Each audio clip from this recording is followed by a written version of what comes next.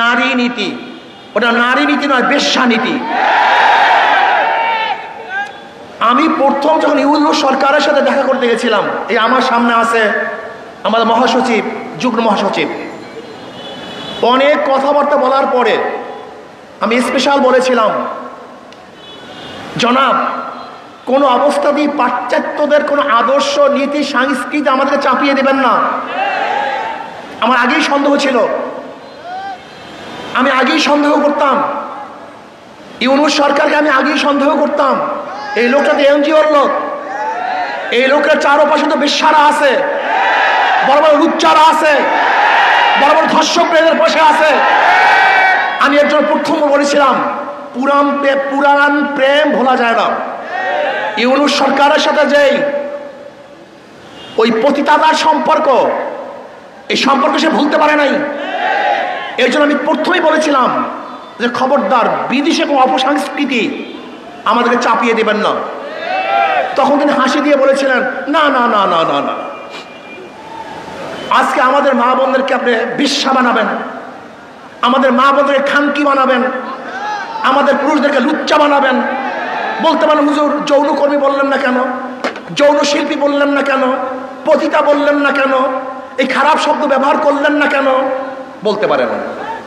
আমি তো মনে করি শয়তানেরা, দুষ্টরা এই সমস্ত খারাপ শব্দগুলিকে ভালো শব্দের দ্বারা পরিবর্তন করে ওদেরকে এই কাজে লিপ্ত করতে চায়।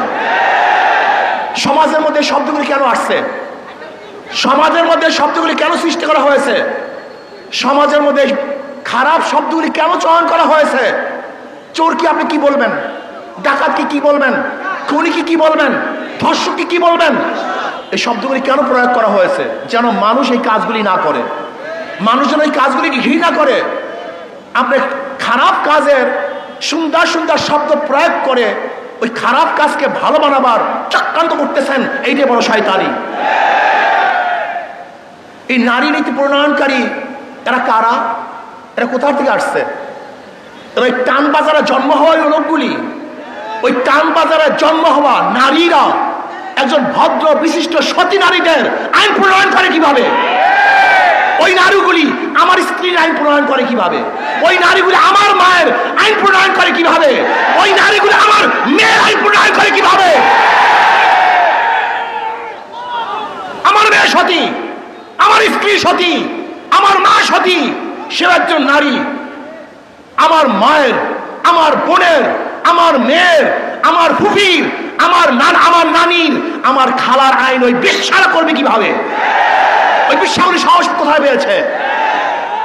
আমি বিশ্বাস করি এই বিশাল চক্রান্ত চলতেছে।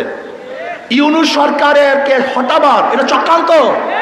সবগুলি ভারতের দালাল, এই সবগুলির সাথে ক্যালকাটা সংযুক্ত আছে, সবগুলির সাথে ক্যালকাটা সংযুক্ত। আপনারা দেখুন, কোন অবস্থাতেই বাতিল নয়। এই প্রস্তাব দেওয়ার সাহস কিভাবে পেয়েছে বাংলাদেশে? ওদের বিচার করতে হবে, বিচারের আওতায় আনতে হবে।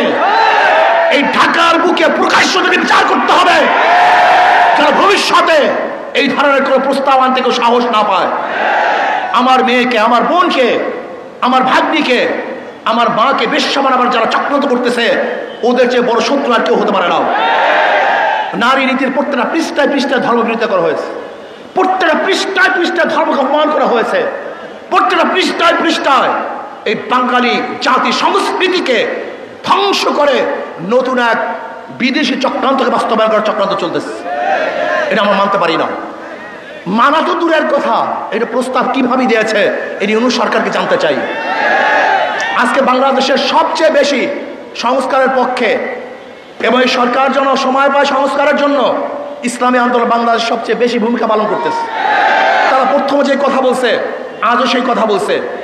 আপনাকে সুখে থাকতে কি ভূতে কিলায় নাকি? আপনাকে ভূত পেয়েছে? আপনাকে ভূতে কিলায়?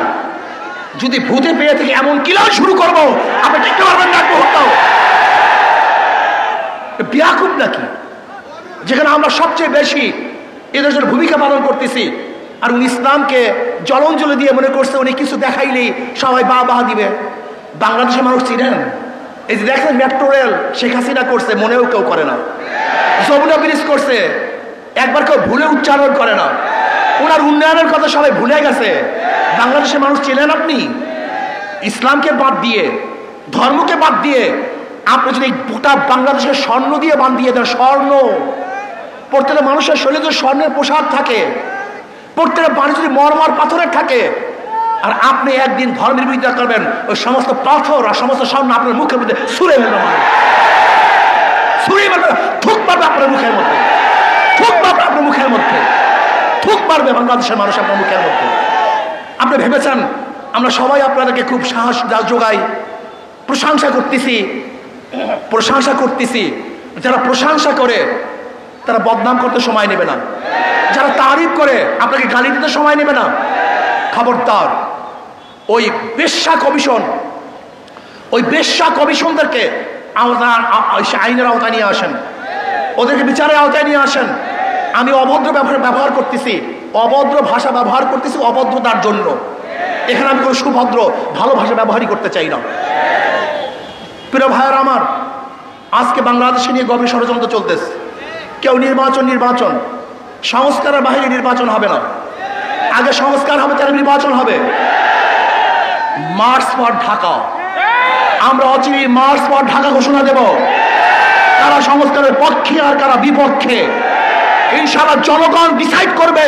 আগে সংস্কার হবে, আগে নির্বাচন হবে, জনগণ সিদ্ধান্ত গ্রহণ করবে। অচিরেই আমরা মার্চ ফর ঢাকা, আগে সংস্কার হবে তারপর নির্বাচন হবে।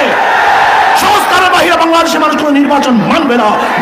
ডাকাতি নির্বাচন এবং প্রহসনের নির্বাচন, অগ্রহণযোগ্য নির্বাচন বাংলাদেশের মানুষ মানবে না, মানতে পারে না। এর জন্য ইনশাআল্লাহ অচিরেই মার্চ ফর ঢাকা ঘোষণা হবে। রাজি আছেন ইনশাআল্লাহ সবাই? আর আমরা টেস্ট কেস হিসাবে প্রথমে স্থানীয় নির্বাচন চাই। যদি স্থানীয় নির্বাচন সুস্থ করতে পারে তাহলে আমরা মনে করব জাতীয় নির্বাচন সুস্থ হবে। আর স্থানীয় নির্বাচনে সুস্থ না হয় তাহলে বুঝবো যে নির্বাচনের পরিবেশ এখনো সৃষ্টি হয় নাই। আসুন সোচ্চার থাকুন। ডাকাত দল, ইসলামের দুশ্মনেরা এবং ইউনূস সরকারের পায়ের নিচের থেকে মাটি সরাবার ষড়যন্ত্র তো চলছে, অনেকটা অগ্রসরও হয়ে গেছে। লোকটা বুড়া মানুষ, মুরব্বী মানুষ, ভদ্র মানুষ, খুবই ভদ্র মানুষ। কিন্তু মনে রাখতে হবে যে আপনার চারপাশে যারা আছে ওরা কিন্তু ভদ্র না, ওরা অসভ্য। এই অসভ্যগুলিকে আপনার পায়ের থেকে মাটি সরিয়ে ফেলবে। এর জন্য নারী কমিশনের এই শয়তানি বন্ধ করুন, ওদেরকে অ্যারেস্ট করুন, ওদেরকে বিচারের আওতায় আনুন। যদি বিচারের আওতায় না আনেন এবং বন্ধ না করেন তাহলে কত ধানে কত চাল আপনি দেখতে পারবেন। শেখ হাসিনা সরকার কিন্তু তোয়াক্কা করেনি, আন্দোলন করে বিদায় দিয়েছে। আর আপনার অবস্থা আমরা ভালো মতোই জানি না আপনার অবস্থা কোথায়, আপনার শক্তি কোথায়। ভালো থাকুন, সুন্দর থাকুন, দেশকে ডেভেলপ করার চেষ্টা করুন। অপসংস্কৃতি চাপিয়ে দেওয়ার চেষ্টা করবেন না, খবরদার। অপসংস্কৃতি চাপিয়ে দেওয়ার চেষ্টা করবেন না। যদি অপসংস্কৃতি চাপিয়ে দেন তাহলে এমন গর্জন শুরু হবে যে এই গর্জনের সামনে আপনি টিকতে পারবেন না। আল্লাহ আমাকে আমাদের